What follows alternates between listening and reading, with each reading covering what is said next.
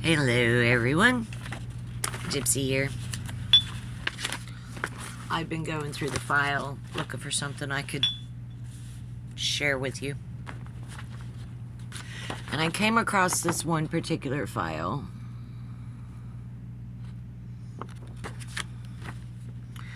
Top Secret Relationships with Inhabitants of Celestial Bodies. Drafted June 1947. And it goes like this. Relationships with extraterrestrial men presents no basically new problems from the standpoint of international law. But the possibility of confronting intelligent beings that do not belong to the human race would bring up problems whose solution it is difficult to conceive. In principle, there is no difficulty in accepting the possibility of coming to an understanding with them and of establishing all kinds of relationships. The difficulty lies in trying to establish the principles on which these relationships should be based. In the first place, it would be necessary to establish communication with them through some language or other, and afterwards, as a first condition for all intelligence, that they should have a psychology similar to that of men. At any rate, international law should make place for a new law on a different basis, and it might be called Law Among Planetary Peoples, following the guidelines found in the Pentateuch. Obviously, the idea of revolutionizing international law to the point where it would be capable of coping with new situations would compel us to make a change in its structure, a change so basic that it would no longer be international law. That is to say, as it is conceived today, but something altogether different, so that it could no longer bear the same name. If these intelligent beings were in possession of a more or less culture and more or less perfect political organization, they would have an absolute right to be recognized as independent and sovereign peoples. We would have to come to an agreement with them to establish the legal regulations upon which future relationships should be based, and it would be necessary to accept many of their principles. Keep that in mind as we look at what's happening in our world today. Finally, if they should reject all peaceful... I can't read it. Cooperation and become an imminent threat to the earth, we would have the right to legitimate defense, but only insofar as would be necessary to annul this danger. Another possibility may exist, that a species of Homo sapiens might have established themselves as an independent nation on another celestial body in our solar system,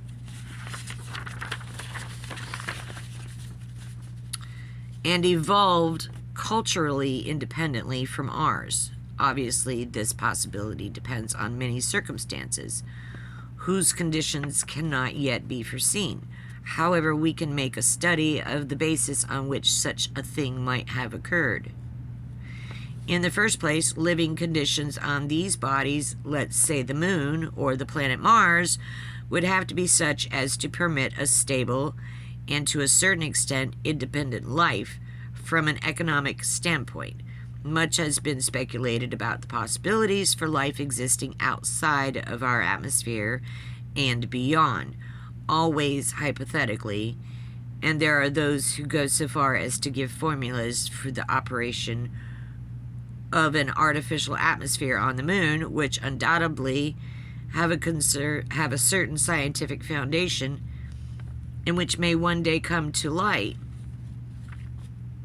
Let's assume that magnesium silicates on the moon may exist and contain up to 13% water.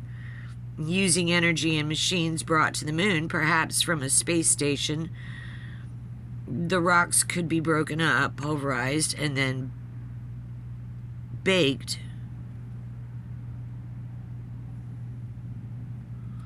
to drive off the water or crystallization.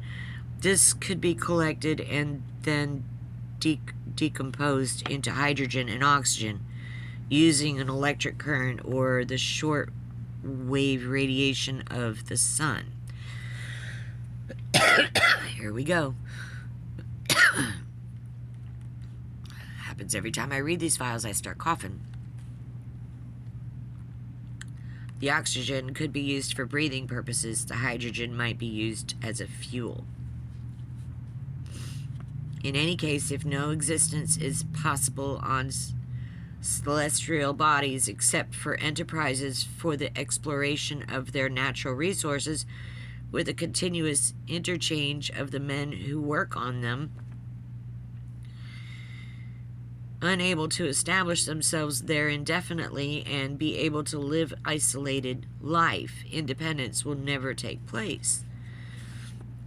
Now we come to the problem of determining what to do if the inhabitants of celestial bodies or extraterrestrial biological entities, EBE, desire to settle here.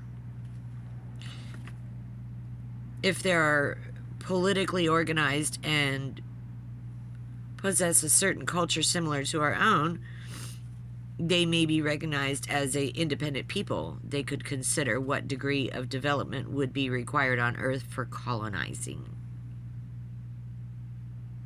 Another word you need to keep in mind. If they consider our culture to be devoid of political unity, they would have the right to colonize.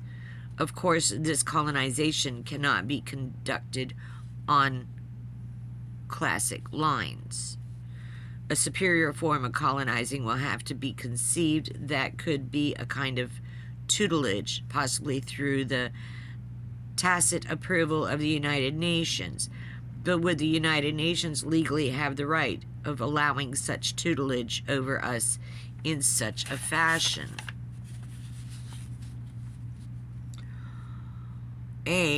Although the United Nations is an international organization, there's no doubt that it would have no right of tutelage, since its domain does not exceed beyond relationships between its members.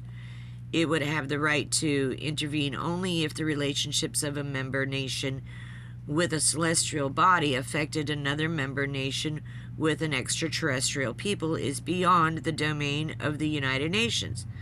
But if these relationships entailed a conflict with another member nation, the United Nations would have the right to intervene. If the United Nations were a supernatural organization, it would have competency to deal with all problems related to extraterrestrial peoples. Of course, even though it is merely an international organization, it could have this competence if its member states would be willing to recognize it. It is difficult to predict what the attitude of international law will be with regard to the occupation by celestial peoples of certain locations on our planet. But the only thing that can be foreseen is that there will be a profound change in traditional concepts. We cannot exclude the possibility that a race of extraterrestrial people, more advanced technologically and economically, may take upon itself the right to occupy another celestial body. How then would this occupation come about? 1. The idea of exploitation by one celestial state would be rejected. They may think it would be advisable to grant it to all others capable of researching another celestial body, but this would be to maintain a situation of privilege for these states. 2. The division of a celestial body into zones and the distribution of them among other celestial states. This would present the problem of distribution. Moreover, other celestial states would be deprived of the possibility of owning an area or if they were granted one, it would involve complicated operations. 3. Indivisible co-sovereignty, giving each celestial state the right to make whatever use it is most convenient to its interests, independently of the others. This would create a situation of anarchy. The strongest one would win out in the end. Number 4, a moral entity. The most feasible solution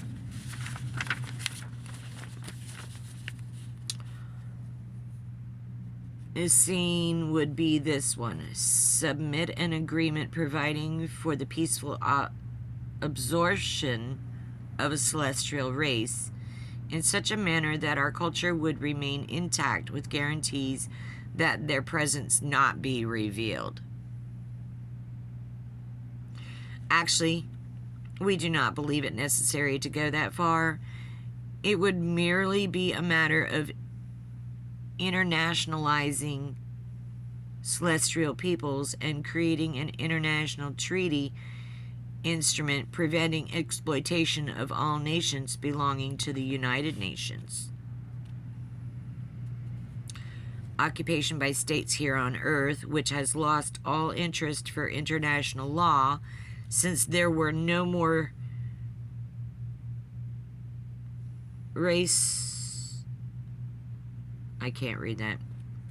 territories, is beginning to regain all its importance in cosmic international law. Occupation consists in the appropriation by a state of res nullius. Until the last century, occupation was the normal means of acquiring sovereignty over territories when explorations made possible the discovery of new regions, either uninhabited or in an elementary state of civilization. The imperialist expansion of the states came to an end with the end of regions capable of being occupied, which have now been drained from the earth and exist only in interplanetary space, where the celestial states present new problems. Res nullius is something that belongs to nobody, such as the moon. In international law, a celestial body is not subject to the sovereignty of any state is considered res nullius. If it could be established that a celestial body within our solar system, such as the moon, was or is occupied by another celestial race, there could be no claim of res nullius by any state on Earth. If that state should decide in the future to send explorers to lay claim to it, it would exist as res communis. That is, that all celestial states have the same rights over it. And now the final question of whether the presence of celestial astroplanes in our atmosphere is a direct result of our testing atomic weapons. The presence of unidentified spacecraft flying in our atmosphere and possibly maintaining orbits about our planet is now, however, accepted by our military.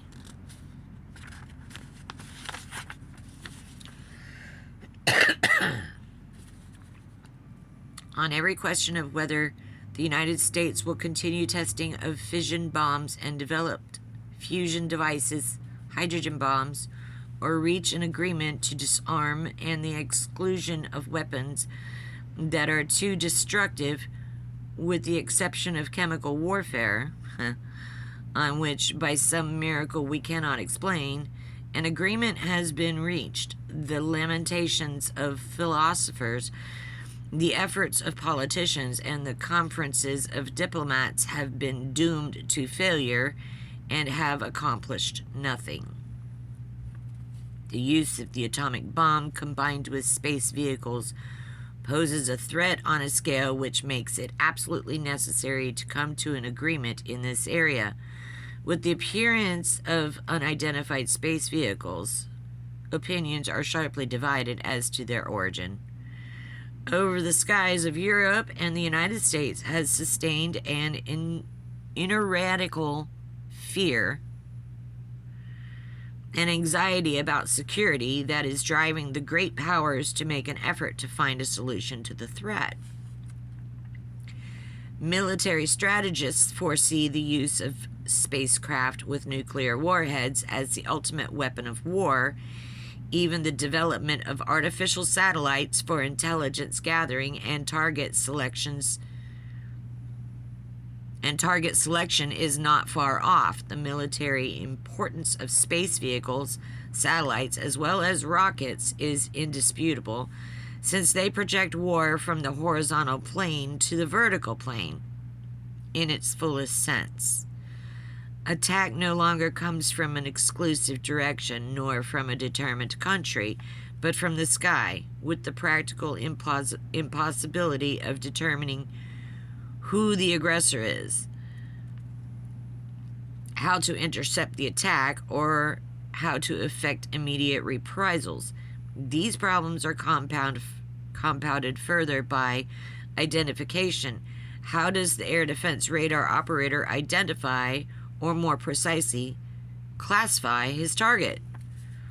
At present, we can breathe a little easier knowing that slow-moving bombers are the mode of delivery for atomic bombs that can be detected by long-range early warning radar. But what do we do in, let's say, 10 years from now, when artificial satellites and missiles find their place in space? We must consider the potential threat that unidentified spacecraft pose. One must consider the fact that misidentification of these spacecraft for a intercontinental missile in a re-entry phase of flight could lead to accidental nuclear war with horrible consequences. Lastly, we should consider the possibility that our atmospheric tests of late could have influenced the arrival of celestial scrutiny. They could have been curious or even alarmed by such activity, and rightly so, for the Russians would make every effort to observe and record such tests. In conclusion, it is our professional opinion, based on submitted data, that this situation is extremely perilous, and measures must be taken to rectify a very serious problem are very apparent. Respectfully, Dr. J. Robert Oppenheimer, Director of Advanced Studies, Princeton, New Jersey, and Professor Albert Einstein, Princeton, New Jersey.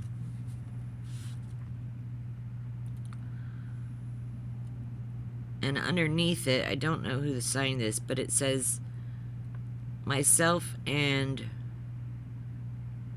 Marshall have read this, and I must admit there is some logic, but I hardly think the president will consider it for the obvious reasons. I understand Oppenheimer approached Marshall while they attended they blacked this out. As I understand it, Marshall rebuked the idea of Oppenheimer I can't read that. This with the, oh Lord, I can't read the rest of this. I can't read the rest of this, but anyways, here's the final page, and you can see that's this just little opinion is blurry. But anyways, just another example of how the government knows. More to the importance is that we're not alone. And I've been telling you guys this. We've never been alone. These beings could be sitting right in front of you. And unless you know what you're looking for, you won't notice it. You won't see it. Personally, I've seen it.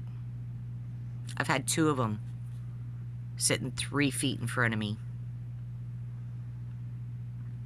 I don't care if you believe me or not. I had a witness. My daughter's boyfriend was sitting right next to me, and he saw them too. So, you want transparency? Good luck. Talk about the fox in the hen house.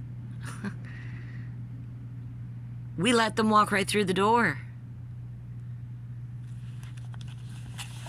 Our own government signed a treaty with them in exchange for mind control techniques and technology.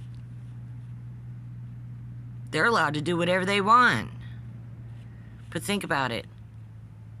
What are we going to do to stop them? They are far more technologically advanced than we are. Way more. And that's our own fault. You know why? Because so many people have gotten involved in cults and allowed themselves to be groomed. Time to wake up, people.